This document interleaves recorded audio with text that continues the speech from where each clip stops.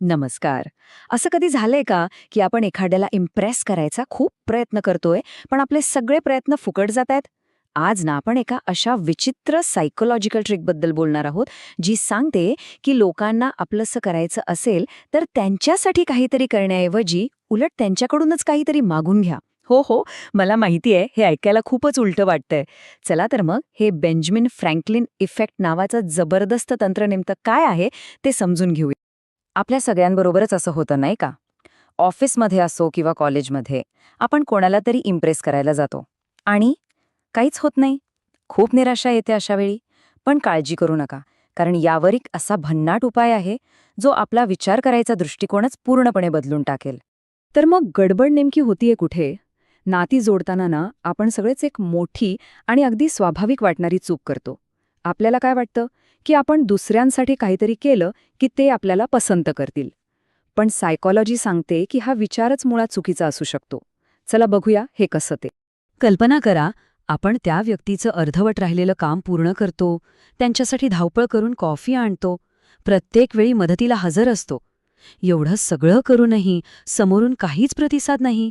ती व्यक्ती आपल्याला साधं नोटीसही करत नाही. याचं कारण आपल्या वागण्यात नाहीये, तर ते दडलंय मानवी मेंदूच्या एका अजब खेळात. आणि तोच अजब खेळ, तोच नियम म्हणजे बेंजामिन फ्रँकलिन इफेक्ट. हे फक्त एक नाव नाहीये. हे एक इतकं पॉवरफुल सायकोलॉजिकल प्रिन्सिपल आहे, जे नाती बनवण्याबद्दलचा आपला आजवरचा समज पूर्णपणे बदलून टाकू शकतं. चला तर मग या अनोख्या नियमाची ओळख करून घेऊया. मग हा इफेक्ट नेमका आहे तरी काय? सोप्या भाषेत सांगायचं तर, ज्या व्यक्तीने आपल्याला एकदा मदत केलेली असते, तीच व्यक्ती आपल्याला परत मदत करायला जास्त उत्सुक असते.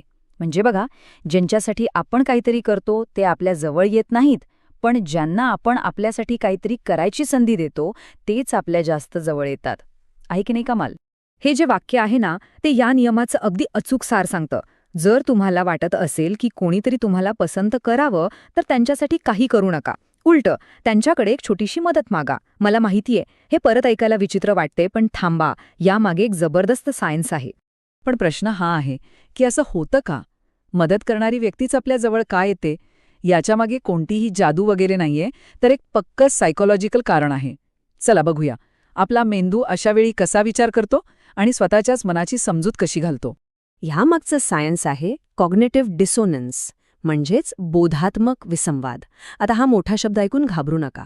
याचा सरळ अर्थ आहे, जेव्हा आपले विचार आणि आपली कृती यात फरक असतो, तेव्हा आपल्या मेंदूला एक प्रकारची अस्वस्थता येते. समजा, आपल्याला माहिती आहे की जंक फूड खाणं वाईट आहे, पण तरीही आपण ते खातो. मग मेंदूला ही गोष्ट खटकते. हा जो मेंटल स्ट्रेस आहे, तो कमी करण्यासाठी मग मेंदू काय करतो? तो आपले विचारच बदलून टाकतो. आता बघूया हे मदत करण्याच्या बाबतीत कसं लागू होतं. आता इथे बघा, ही गंमत कशी होते. जेव्हा कोणी आपल्याला मदत करतं, तेव्हा त्यांच्या मेंदूत एक प्रश्न उभा राहतो. अरे, मी ह्या व्यक्तीला मदत का केली? माझं तर काही काम नव्हतं. आता ही झाली अस्वस्थता. मग ही अस्वस्थता घालवण्यासाठी मेंदू स्वतःलाच एक उत्तर देतो. अरे हो, मी मदत केली कारण मला ही व्यक्ती आवडते. नक्कीच, ही एक चांगली व्यक्ती असणार. बस, झालं काम. मदत करून ती व्यक्ती नकळतपणे स्वतःच्याच मनाला पटवून देते की आपण त्यांना आवडतो.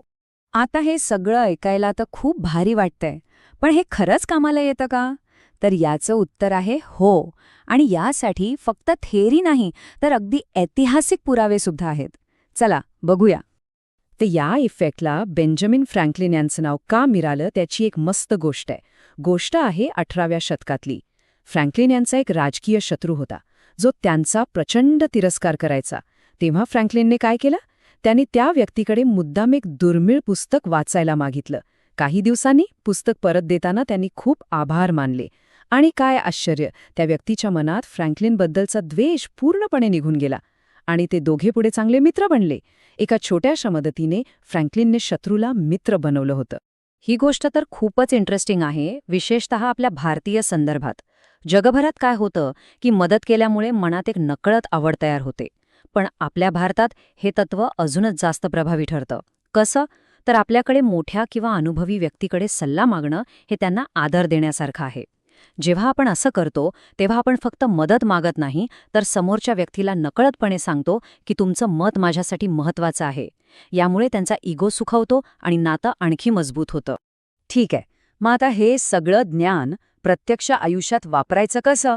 चला, काही अगदी सोप्या स्टेप्स बघूया ज्या वापरून कोणीही हे तंत्र वापरून बघू शकतं. यासाठी फक्त 3 सोप्या गोष्टी लक्षात ठेवा. 1. एखादी छोटीशी वस्तू मागा. पेन, पुस्तक, काहीही, जे समोरच्याला द्यायला अजिबात त्रास होणार नाही. 2. त्यांचा सल्ला किंवा मत विचारा.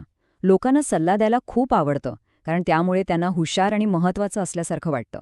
आणि 3. सगळ्यात महत्त्वाचं, बॅलन्स ठेवा. सतत मदत मागत सुटायचं नाही. उदाहरणार्थ, अगदी साध्या गोष्टी. 1 मिनिटासाठी पेन मिळेल का? किंवा अरे, मला नवीन लॅपटॉप घ्यायचा आहे, तुम्ही कोणत्या ब्रँड सुचवाल? अशा छोट्या मागण्या खूप प्रभावी ठरतात. पण एक गोष्ट पक्की लक्षात ठेवा, समोरच्याला ओझं वाटायला नको. छोटी आणि कधीतरी केलेली विनंतीच खरी जादू करते. आणि या सगळ्या चर्चेचं सार या एका वाक्यात आहे. नातं बनवण्यासाठी नेहमीच देणारा बनायची गरज नसते. कधीकधी घेणारा बनून समोरच्याला आपल्यामध्ये इन्व्हेस्ट करण्याची संधी द्या. कारण जेव्हा लोक आपल्यासाठी काहीतरी करतात तेव्हाच ते आपल्याला खरं तर आपलं मानायला लागतात. मनाचे खेळ या मालिकेतील हा भाग सादर केला आहे मानसतज्ञ डॉक्टर अजित पाटील यांनी. त्यांच्याशी संपर्क साधण्यासाठी स्क्रीनवर दिलेली माहिती आपण वापरू शकता. चला तर, पुढच्या वेळी भेटूया मनाच्या अशाच एका नवीन रहस्यासोबत. मनाचे खेळ, परिस फाउंडेशन.